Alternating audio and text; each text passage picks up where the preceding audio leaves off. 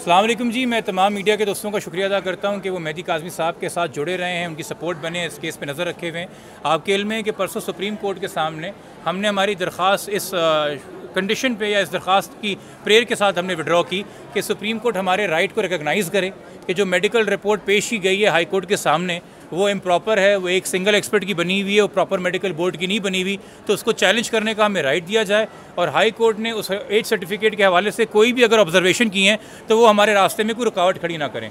Supreme court ने बहुत graciously इंसाफ के तमाम मामला को सामने रखते हुए वो फैसला दिया, हमारी पिटिशन नॉट प्रेस हुई और हमें ऑथेंटिकेशन टेस्ट रिपोर्ट चैलेंज करने का इख्तियार दिया।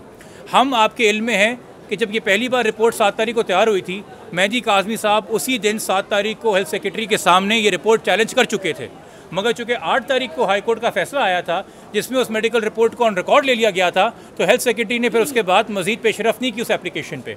तो परसों सुप्रीम कोर्ट का फैसला आने के बाद हमने कल फिर से हेल्थ सेक्रेटरी को एप्लीकेशन मूव की और उनको रिमाइंडर दिया कि मेडिकल बोर्ड कॉन्स्टिट्यूट करें और इस एज सर्टिफिकेट को जिसको हमने क्वेश्चन किया इसको वेरीफाई करें, बच्ची को अपने सामने बुला के अफ्रेश असरे 9 सिरे से जो है उसका मेडिकल एग्जामिनेशन डिटेल में किया जाए। ये तमाम मामला जब हमने आज रखे मौजूद मजिस्ट्रेट साहब के सामने, तो उनको भी ये बात सामने वाज़ेह हो गई कि इस एज सर्टिफिकेट पे जिस पे रिलाई करके आईओ ने इस चलान को सी क्लास कर दिया है, क्योंकि उस एज सर्टिफिकेट पे आईओ ने रिलाई करके कह दिया कि बच्ची जो है वो 17 साल की है। 17 साल का होना मसला ये करता है कि बच्चियों के मामले में, लड़कों के नहीं, लड़कियों के मामले में जो किडनैपिंग का केस है, रजामंदी हो या रजामंदी ना हो, उसका इतलाक़ तब होता है जब लड़की 16 साल से कम हो, या कोई मामला के बंदी के साथ आपने कोई सेक्शुअल रिश्ते कायम किए हैं, चाहे वो रजामंदी से हो या ना हो, उसका भी इतलाक़ होता है 16 साल से कम उम्र के अंदर। और जो इनकी मेन FIR थी 364A कि ज़बरदस्ती तशद्दुद की नीयत से या कोई जिनसी ताल्लुकात कायम करने की नीयत से अगवा करना, उसका इतलाक़ होता है जब बच्चे हो 14 साल की उम्र से कम। तो सब कुछ घूमता ही एज के ऊपर है। और चाइल्ड मैरिज रिस्ट्रेंट एक्ट भी आपको पता है एज स्पेसिफिक है। तो जितने भी ऑफेंसेस हम यहाँ पे एजिटेट कर रहे हैं वो सारे एज स्पेसिफिक हैं, सारा का सारा दारोमदार एज पे चल रहा है। हमारा तो अपनी जगह मौक़िफ़ है असूली कि हमारे नादरा के डॉक्यूमेंट्स हैं, वेरीफाइड डॉक्यूमेंट्स हैं, उनमें बच्ची 14 साल की है, मगर चूँकि उनको काउंटर करने के लिए अदालत का एक स्प्लिट ओपिनियन आया और उन्होंने एक एज सर्टिफिकेट को तरजीह दी, और अब चूँकि वो एज सर्टिफिकेट सुप्रीम कोर्ट के फैसले के बाद ओपन टू चैलेंज है, तो मौजूद अदालत का भी ये व्यू है कि उस चैलेंज को पूरा होने दिया जाए, एक मेडिकल बोर्ड बनाया जाए, बच्ची को दोबारा से पेश मेडिकल बोर्ड के सामने किया जाए, दोबारा से बच्ची का प्रॉपर SOP के तहत, एक्सपर्ट्स के तहत, जिसमें पुलिस सर्जन कराची होने चाहिए, जिसमें सर्विसेज अस्पताल के सुपरिटेंडेंट होने चाहिए, जिसमें एक कंसल्टेंट रेडियोलॉजी होना चाहिए, जिसमें एक डेंटल सर्जन होना चाहिए, जिसमें एक WMLO होनी चाहिए, उनके सामने बच्ची को एग्जामिन करके आप प्रॉपर एज एविडेंस दें।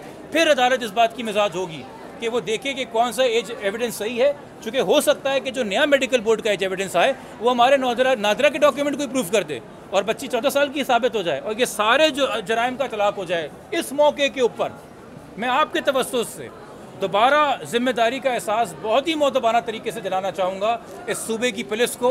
हमारे सबसे आला और काबिल एहतराम अफसर ग़ुलाम नबी मेमन साहब IG साहब ने आज से 8-10 दिन पहले मीडिया के सामने कहा था ये केस ख़त्म हो गया, इस पर मज़ीद बात ना करें। आज फर्दर इन्वेस्टिगेशन के ऑर्डर मौजूद अदालत जुडिशल मजिस्ट्रेट नंबर 26 कराची इसने किए हैं। एक सब जुडिस मैटर के ऊपर पुलिस कैसे कह सकती है मैटर ख़त्म हो गया है, इन्वेस्टिगेशन ख़त्म हो गई है, मट्टी पाओ तो आगे चलो। ये रवैया नहीं हो सकता किसी भी अफसर का, और मेरे ख्याल में शायद IG साहब का इस रवैया था भी नहीं। शायद उनको IO ने प्रॉपरली असिस्ट नहीं किया, उनको लोअर रैंकिंग ऑफिसर्स ने असिस्ट नहीं किया। तो हम तो ऑलरेडी IG साहब को रिक्वेस्ट दे चुके हैं कि इस केस का IO इनकॉम्पिटेंट है, अनप्रोफेशनल है, तो उसको चेंज किया जाए। तो अभी भी इस मौके के ऊपर जब एक सप्लीमेंट्री चलान फर्दर इन्वेस्टिगेशन की मद में मौजूद अदालत ने तलब किया है तो IO को चेंज किया जाए, एक कॉम्पिटेंट सीनियर अफसर को रेस्ट ऑफ द इन्वेस्टिगेशन दीजिए ताकि मामले के हक़ाइक़ पे पहुँचे। और एक और चीज़ हमने आज अदालत के सामने रखी है जिस पर अदालत ने फ़िलहाल फैसला नहीं किया, मगर जब दोबारा जरा होगी तो उनके सामने ये बात होगी कि इस FIR में एक ही 164 हुआ है बच्ची का, 164 का बयान जो लाहौर में एक मजिस्ट्रेट साहब के सामने हुआ है। ये हमारा क्लेम नहीं है, ये जो अक्यूज़ ज़हीर अहमद है उसके 161 के बयान में लिखा है कि जिस मजिस्ट्रेट साहब ने बच्ची को 17 तारीख को यानी कि अगवा होने के अगले दिन लाहौर में फ़िल्म मुख्तारी का सर्टिफिकेट दिया, जिसके तहत उसने निकाह किया, जिसके तहत उसने अपना मुग़वी होना छुपाया या छुपाया गया, ये वही मजिस्ट्रेट साहब हैं जिन्होंने बाद में बच्ची का इस केस में जिसमें अबडक्शन का इल्ज़ाम है, मुग़वी होने का इल्ज़ाम है, 164 रिकॉर्ड किया।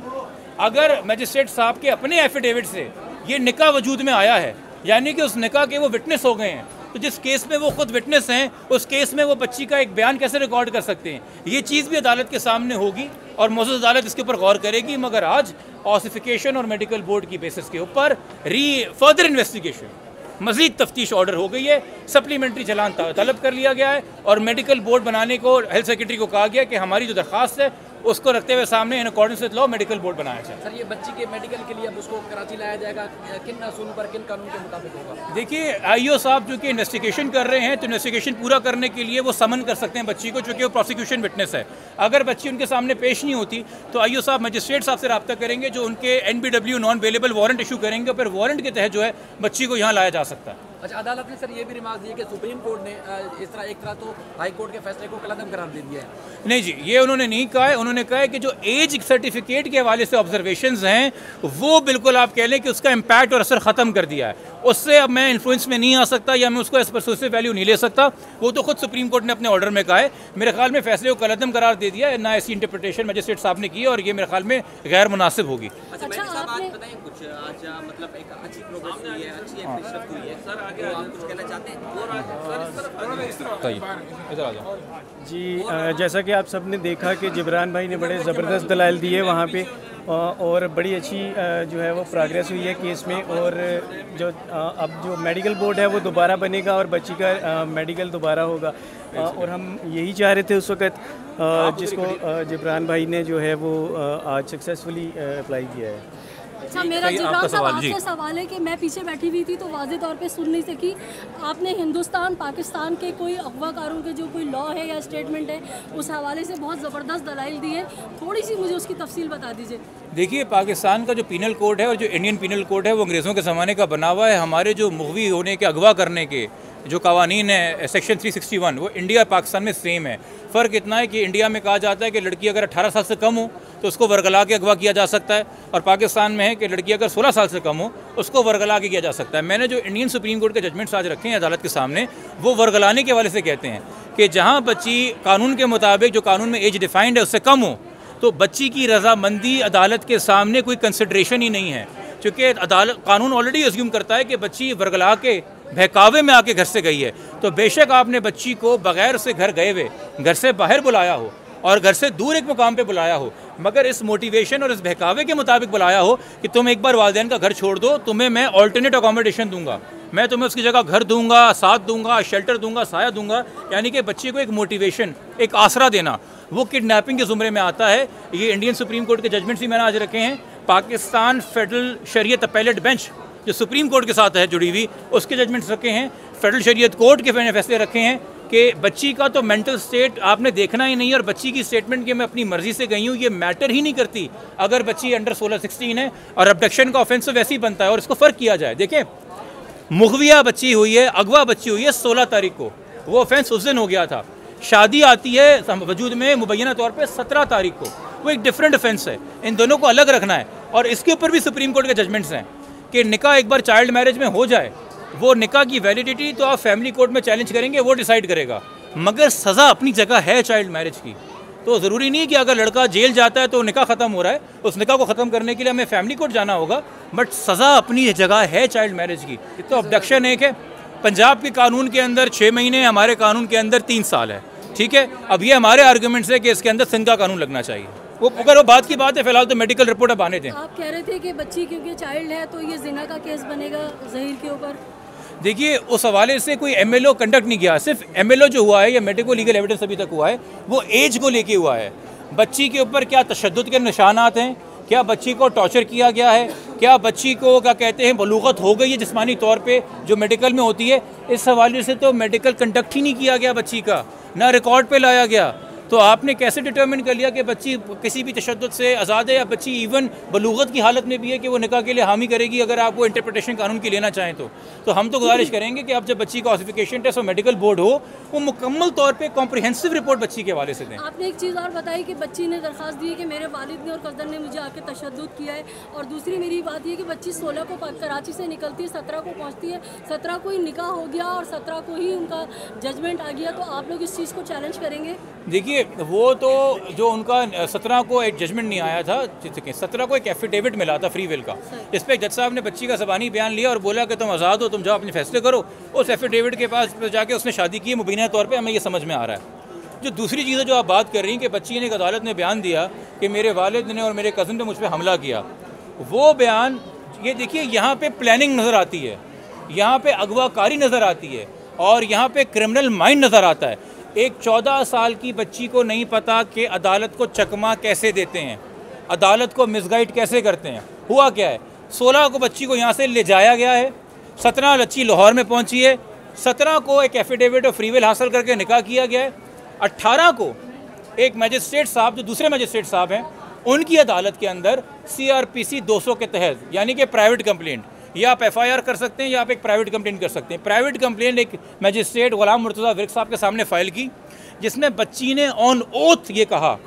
कि 17 तारीख को यानी कि अगवा होने के अगले दिन मैं लाहौर में अपने शौहर के साथ घर पे थी, मेरे वालिद और मेरा कज़न यहाँ घर में आया, हम पे तशद्दुद किया, हमें मारपीट की, हमने शोर मचाया, मोहल्ले वाले इकट्ठे हुए, वो हमें धमकी देते हुए भाग गए।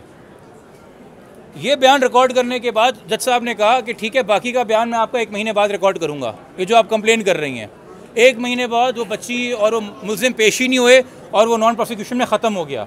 मगर गौर करने की बात क्या है, आप सब जानते हैं 16-17 की रात को ये वालिद कराची में बैठा हुआ सोशल मीडिया के ज़रिए अपने बच्ची की दुहाई दे रहा था, ये लाहौर में नहीं था। ये आप सब जानते हैं कि पुलिस ने ऐसा कोई शवाहिद नहीं दिए कि 6 जून जब हाई कोर्ट में बच्ची को पेश किया गया है उससे पहले बाप और बच्ची राब्ते में भी आए हैं, इनका आमना सामना भी हुआ है। यानी कि बच्ची को पूरा एक क्राइम सीन बना के डायरेक्ट करके अदालत के सामने ऑन ओथ कहलवाया गया। यही तो जो ज़हीर अहमद उसका ख़ानदान है, उसके जो साथी हैं, और ये जो पूरा एक उनका एक कंस्पिरेसी है, इसको आप गैंग बोलें, माफिया बोलें, या आप एक क्या कहते हैं क्रिमिनल माइंड बोलें, यही तो से प्रूफ होता है। और उसकी सबसे बड़ा प्रूफ ये है कि उसके बाद बच्ची ने इस FIR में एक 164 का बयान दिया और हाई कोर्ट में आपके सामने ओथ पे बयान दिया। उन दोनों बयानात में बच्ची ने जिक्र नहीं किया कि 17 को मेरा बाप मुझे मारने के लिए जान से लाहौर आया था। इनकन्सिस्टेंट बयान है ओथ, बच्ची के 3 बयान ओथ हैं, तीनों इनकन्सिस्टेंट हैं। पहले 2 164 के बयान जो हैं वो अक्यूज़ साथ में मौजूद है। तीसरा जो कोर्ट में हाई कोर्ट में बयान है उसमें अक्यूज़ के साथ वो लाहौर से कराची आई है और वो हाई कोर्ट प्रेमिसेस में मौजूद है। जब बयान हो रहा है तो वो उसके असर और सुख से आज़ाद भी नहीं हुई एक लम्हे को ये बयान देने के लिए। बट ये तमाम बातें जब फाइनली चलान आर्ग्यू होगा तब होगी। फ़िलहाल तो ये है कि जी मज़ीद तफ्तीश के हुक्म हैं और सिंध पुलिस को हमारी बहुत मोहब्बाना गुजारिश है कि हम नहीं कह रहे, बकौल अदालत ये मामला ख़त्म नहीं हुआ है। बराए मेहरबानी किसी भी ऐसे अहकामात से जो हाई कोर्ट ने दिए हों माजी में, जिसकी वजह से आपके कोई अफसर रेप्रिमांड हुए हों या आपके साबका IG को मुअत्तल किया गया हो, उसकी वजह से इस केस के अंदर इन्वेस्टिगेशन को इन्फ्लुएंस ना होने दें। अपनी बका के लिए, कानून की बका के लिए, हमारी बच्चियों के मुस्तकबिल के लिए, वालिदैन के हकूक़ के लिए फेयर इन्वेस्टिगेशन करें। हमारी दरख्वास्त अभी भी है IG साहब से, इस केस को हमारी दरख्वास्त जो 17 जून की है IO को तब्दील किया जाए और कोर्ट के अहकामात के मुताबिक मेडिकल बोर्ड के तहत एविडेंस एक मज़ीद इकट्ठा किया जाए। हम समाज देख रहे थे तो सरकारी वकील ने जो है वो कहा कि जिब्रान नासिर साहब जो कह रहे हैं वो सही कह रहे हैं, यानी कि उन्होंने अपनी शिकस्त तस्लीम की या ये कि अपनी गलती तस्लीम की। देखें, इसमें गलती या शिकस्त नहीं कहते। यकीनी तौर पे प्रोसिक्यूशन ने जो है इनिशियली मौक़िफ़ इख्तियार किया था कि ये चालान C क्लास में हो जाना चाहिए। वो पुलिस इन्वेस्टिगेशन से मुतमईन थे, उन्होंने पुटअप कर दी थी। आज हमारे दलाइल सुनने के बाद जो चीज़ें मैंने रखी हैं अदालत के सामने, जिस तरह से मैंने हाईलाइट की हैं, सुप्रीम कोर्ट का ऑर्डर भी 2 दिन पहले आया है। अगर प्रोसिक्यूशन सर DPP साहब जो हैं ज़िम्मेदारी का सबूत देखते हुए उन चीज़ों के सामने, उन हक़ाइक़ के सामने अपना व्यू चेंज करते हैं एज़ पर लॉ, तो मेरे ख्याल में मैं उसको शिकस्त नहीं कहूँगा। एक बेहतर तरीका कहने का होगा कि today he acted as a responsible officer of the court. उन्होंने ज़िम्मेदारी का अपने दफ्तर का सबूत दिया है, हम उसको अप्रिशिएट करते हैं। ये मुकाबला नहीं है किसी को नीचा दिखाने का, किसी को इंसल्ट करने का। हम सबसे मोहब्बाना गुजारिश कर रहे हैं, इज़्ज़त से पेश आ रहे हैं। ये केस और इस केस के असरात पाकिस्तान की तमाम बच्चियों के मुस्तकबिल पे हो सकते हैं, इसको ज़ेरे गौर रखते हुए फेयर इन्वेस्टिगेशन होनी चाहिए। Thank you.